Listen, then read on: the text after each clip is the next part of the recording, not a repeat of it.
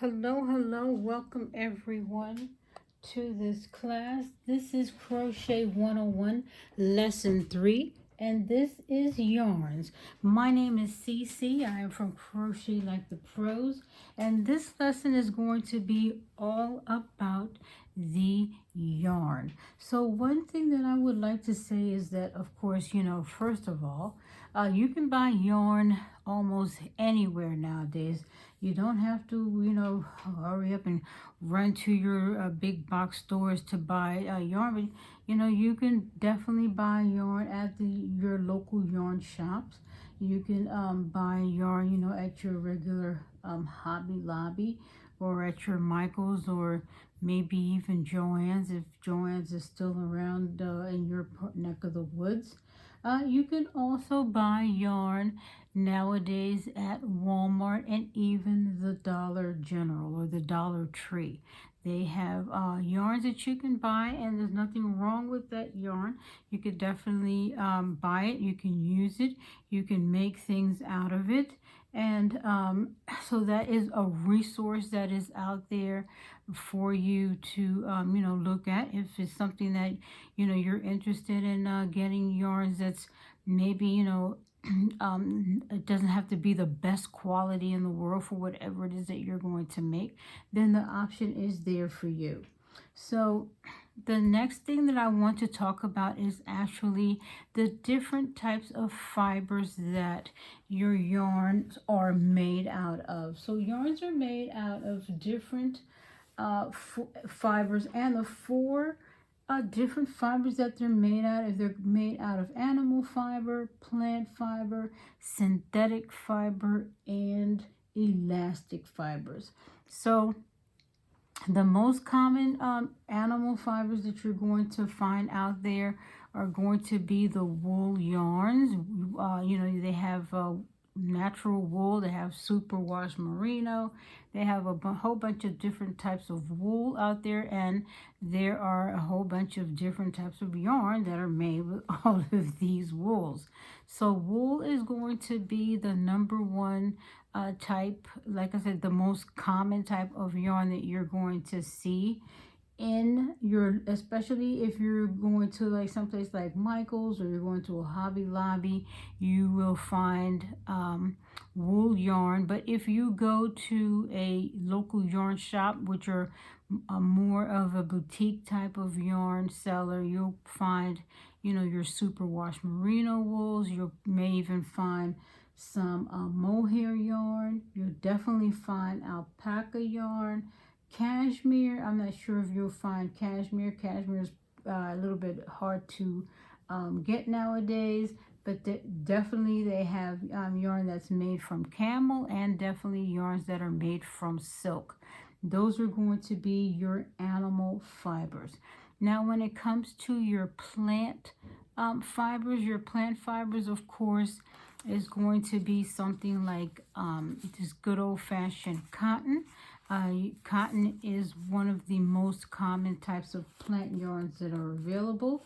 You also have what is bamboo yarn. You have linen yarns, and you also have rayon. And rayon is a cross between linen and bamboo. They make rayon, and they make viscose. So the next category of yarn, of course, are going to be your synthetic yarns. And your synthetic yarns are going to be, of course, your acrylic yarns, acrylic, nylon. Nylon is a very popular yarn. And then also you'll find polyester yarn. So normally you will definitely find just straight up acrylic, but when it comes to nylon and polyester, those fibers, or those man-made fibers, are usually blended in with something else. So you'll see some nylon fibers that are blended in with acrylic, or you'll find some nylon or some polyester fibers that are blended in with cotton just to give it a little bit more durability. So there are a lot of synthetically blended yarns out there too that I want you to be aware of.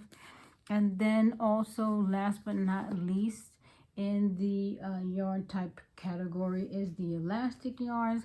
These elastic yarns are made with elastic, the rubber, and then definitely it is blended in with either polyester or nylon that gives it more of a the durability and the stretch to it so that it doesn't break. So this is one type of elastic. So you'll find that the elastic yarns, this brand is called the Elise Diva Stretch. And then of course there's the Himalaya yarns that are also in a stretch variety, and the ice yarns are also in a stretch variety.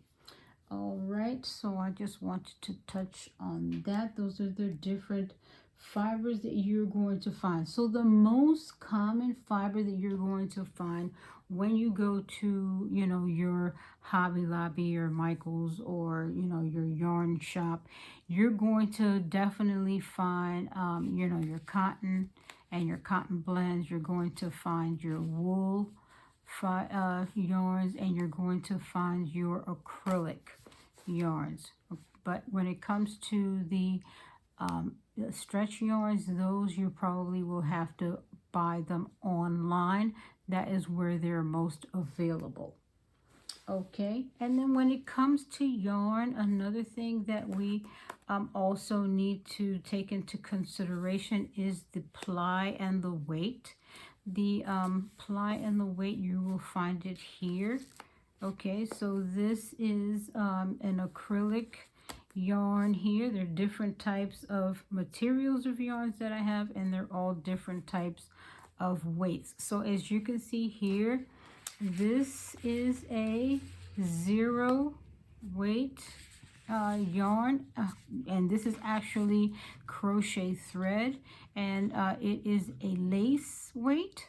And with this thread, you will make, you know, your common doilies, or your any lace type of fabric you're going to make with your 0 weight class thread.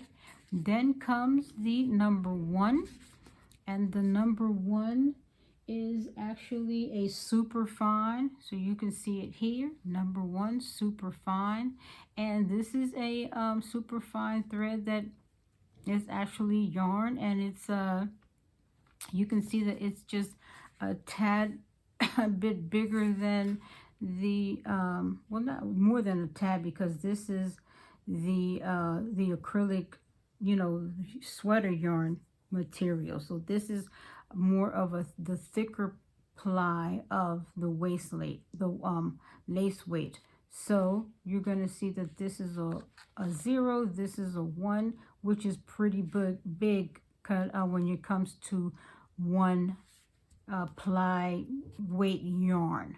So normally a 1 ply weight yarn, you will see them actually also as a crochet thread.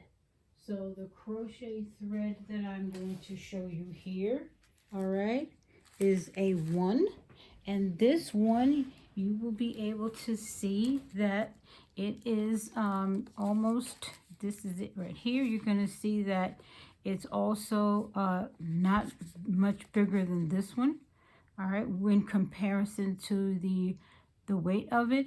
And then you can see here, because this is the acrylic option too, but the same weight, it looks thicker, but actually it is the same thinness.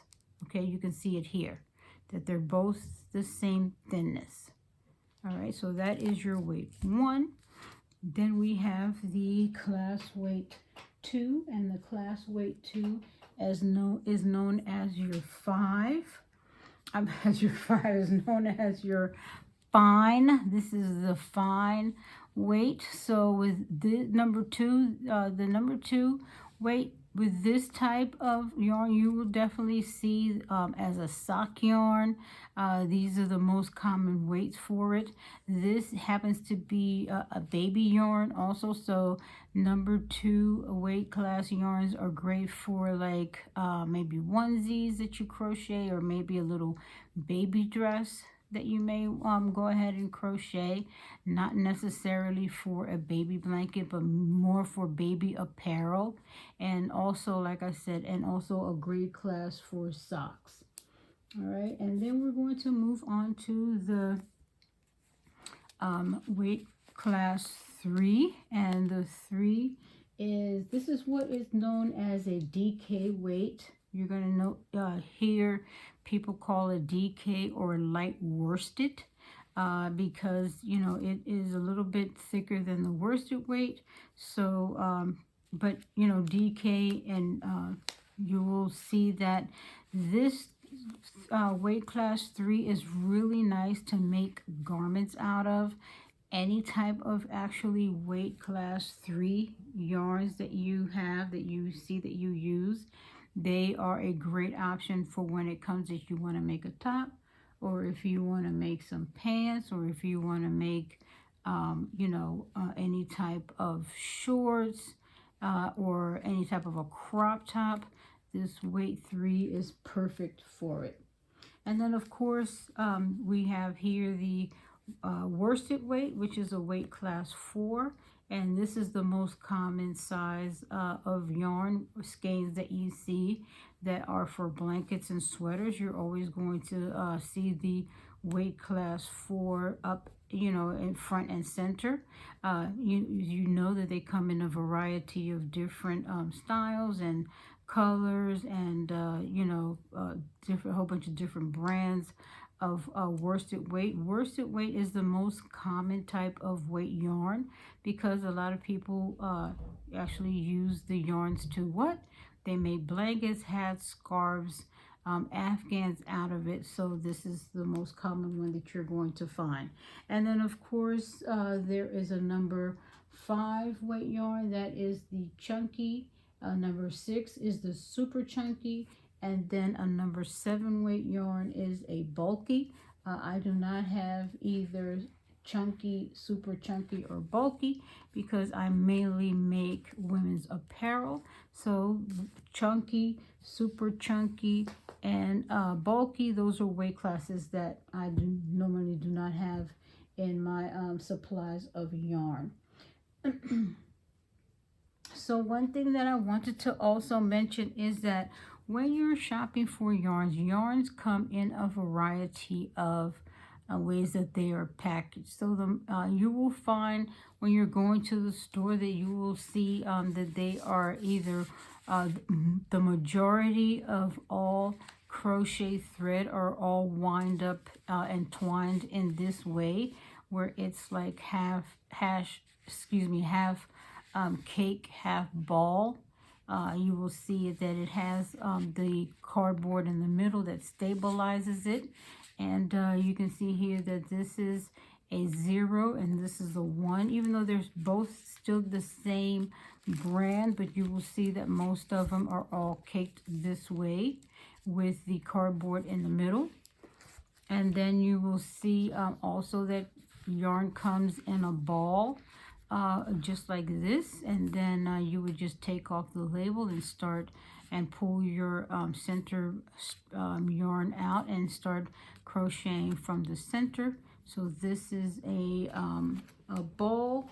And then also you will see that the majority and the most common type of way that your yarn comes in is in a skein. A skein is the most popular way for your that you will see at the majority of the big box stores, especially with the big name brand yarns. You will see that they will come in skein. So of course this is the loops and threads.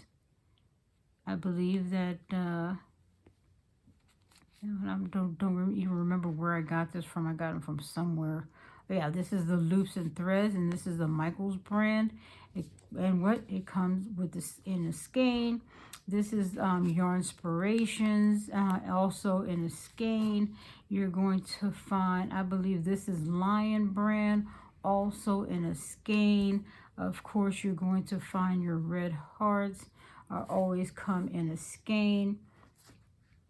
And then even this Sugar and Cream is also balled up in a skein. So those are going to be the most the most common type that your yarn is going to come in. But when it comes to yarns that are mainly all hand spun and hand dyed, you're going to notice that they are twisted up like this. This is known as a hank. So your yarns that come twisted in a hank, they're normally hanked up by the yarn dyer and the yarn spinner and dyer.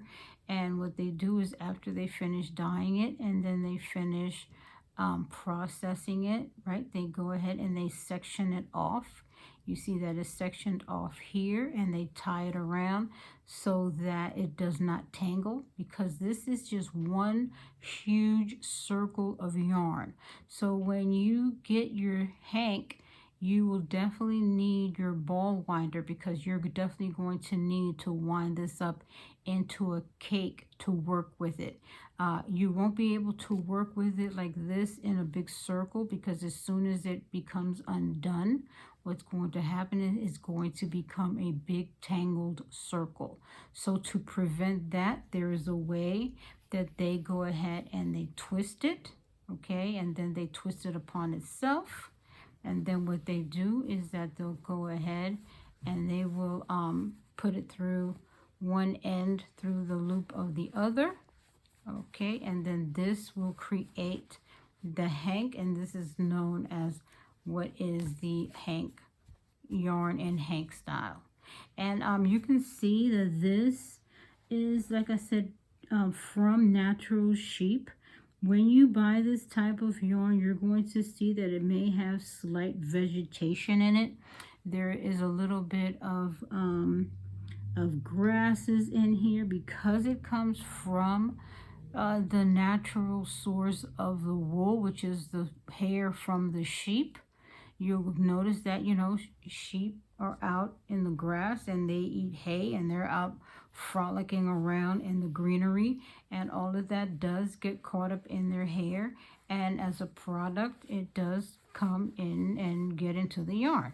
So it's always nice to work with hand spun and hand dyed yarn, because you can definitely feel the woolliness and the sheepiness and the gaminess. You can feel the animal that it came from. So that is all for today's lesson, yarns lesson, which is lesson 3. So your assignment for today is to decide what type of yarns you will be using. I want you to organize your yarn stash, if you have one, into fiber categories. So if you have a lot of acrylic yarns, you're going to go ahead and put all of your acrylics in one place. You're going to put all of your cottons in one place. You're going to put all of your wools in another section. You're going to have all of your elastics in another section, so that you're able to have your yarns categorized. So thank you very much for joining me today for today's lesson. You guys have a great, awesome, super fantastic day, and I'll see you again in the next lesson. Bye.